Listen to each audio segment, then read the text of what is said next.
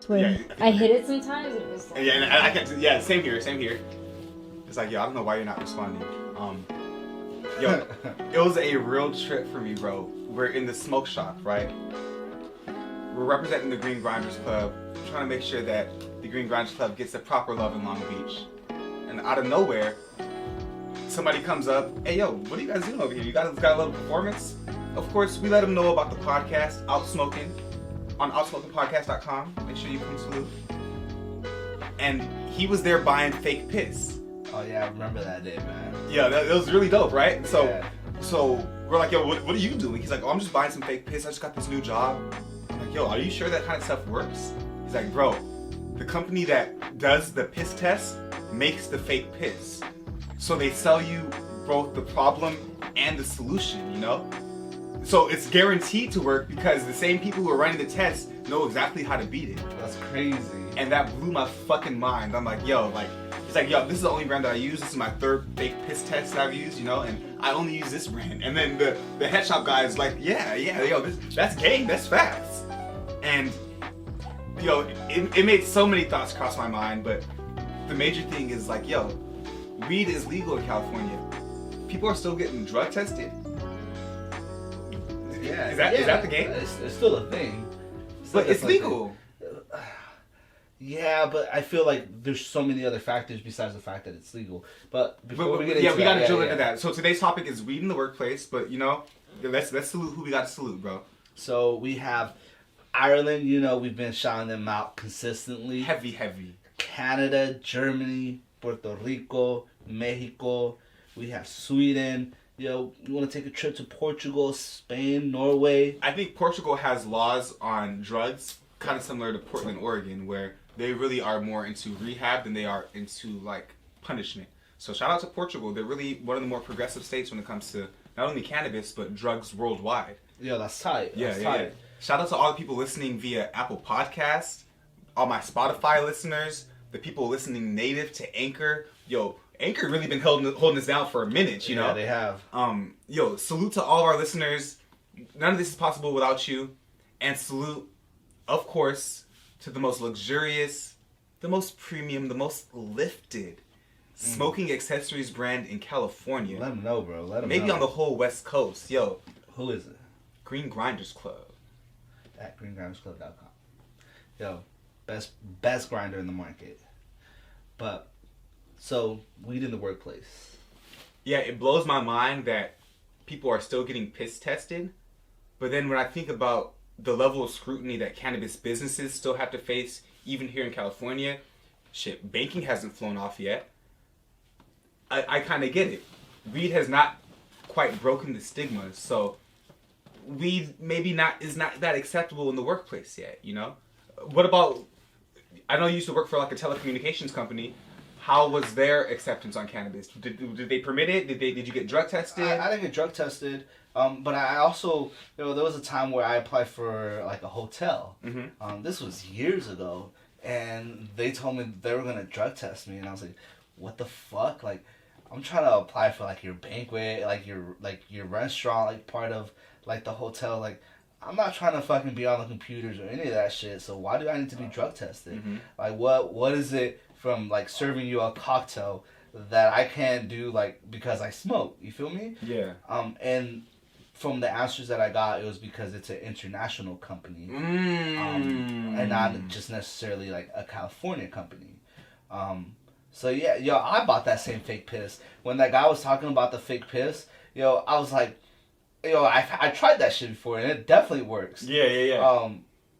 Yeah, I'm not gonna go into details on how to do it. You feel me? Yeah. But yeah, it's not hard to fucking fake it, especially if the same people who give you those tests are the same people that are giving you the solution. Of course, I'm gonna fucking pass every single time. Yeah. That's real. They're called quick fix. The quick fixer. Quick fix. Yeah, quick fix. They'll get your piss quickly fixed. And so the way that works is it's basically, it comes in a little container, and it'll come with like a hot bag. Usually people use those when they go to the snow. They'll put them in their gloves, and it heats up your hands so you can stay warm. Yeah. So something like similar to that. You like crack it. Once you crack it, you like put it like with the rubber band that they give you, and it'll start warming up your piss, and you put a sticker to like the little container that it has the piss. It's like a little box almost, plastic container, and it'll start reading your levels of when the piss is good for you to use. So when it's green, you're solid.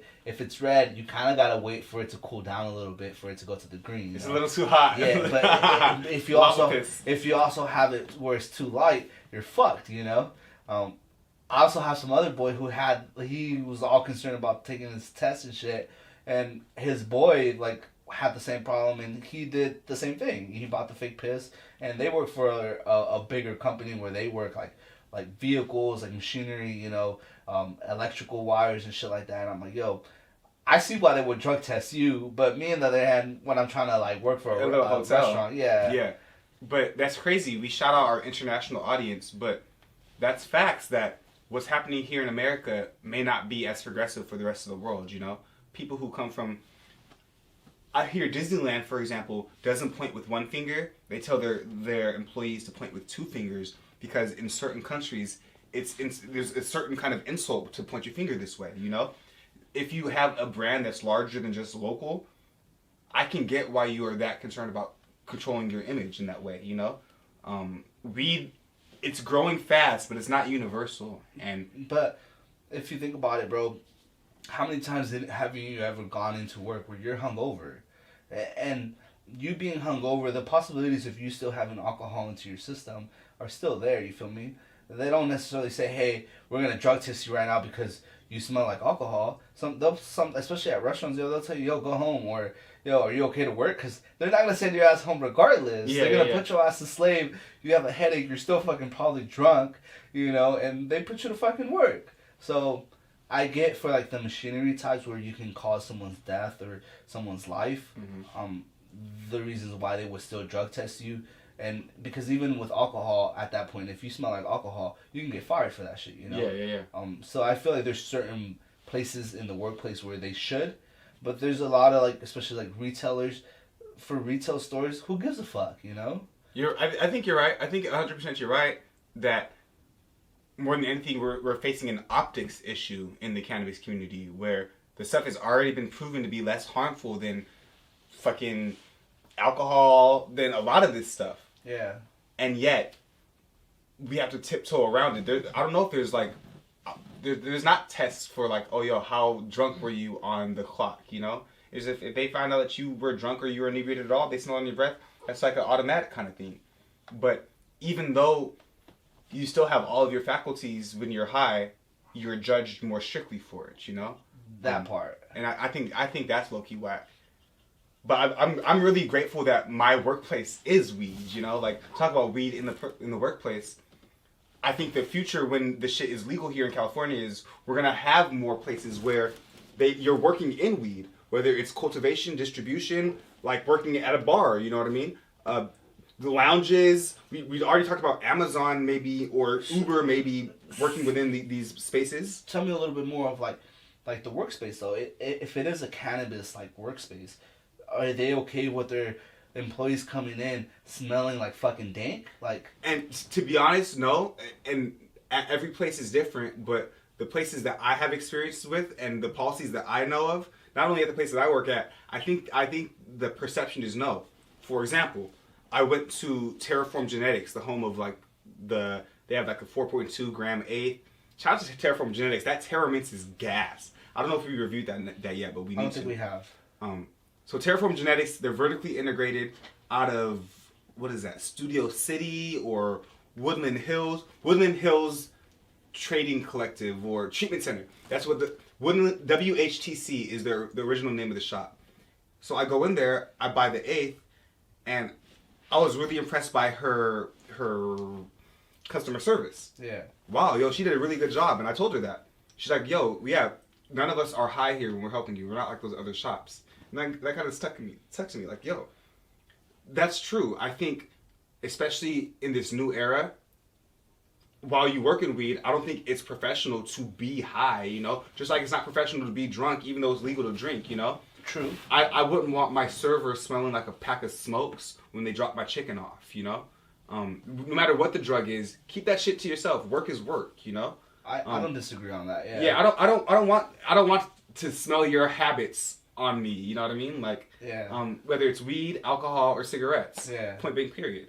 I feel that. And so I guess there has to be a line drawn where acceptability, it has to do with professionalism, nothing to do with stigma. You know, like, yo, this is not how I want you to represent my company. You know, like, there's a place for everything. We even decided to ease back on cannabis consumption when we're recording in order to make this shit a little bit more coherent. No, like, because the last episode, Elijah was just gone. You know, that dab had me fucking ugly, bro. That shit was ugly. Yeah. He said, "I can't function."